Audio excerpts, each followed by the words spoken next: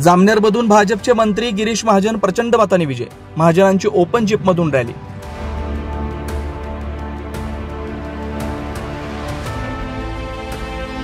मागील महिनाभरापासून सुरू असलेली विधानसभेची रणधुमाळी अखेर आज संपली। लोकसभेत दारुण पराभव झाल्यानंतर राज्यात महायुतीने विधानसभेसाठी विजयाचा निर्धार केला आणि राज्यभरात 225 जागांवर आघाडी घेत विजय मिळवला। या विधानसभा निवडणुकीत राज्यभरात कुठे दुहेरी, कुठे तिहेरी तर काही ठिकाणी चौरंगी लढती झाल्या।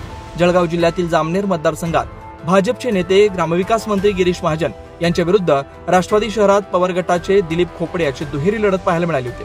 अखेर जामनेर मतदारसंघात भाजपच्या गिरीश महाजन यांचा भरघोस मतांनी विजय झाला, तर राष्ट्रवादी शरद पवार गटाच्या दिलीप खोपडे यांचा पराभव झाला। मंत्री गिरीश महाजन यांची विजयाची घोषणा होताच त्यांनी मतदारसंघातून विजयाची भव्य रॅली काढण्यात आली। तसेच मंत्री महाजन यांनी ओपन जीपमधून मतदारांना अभिवादन केलं।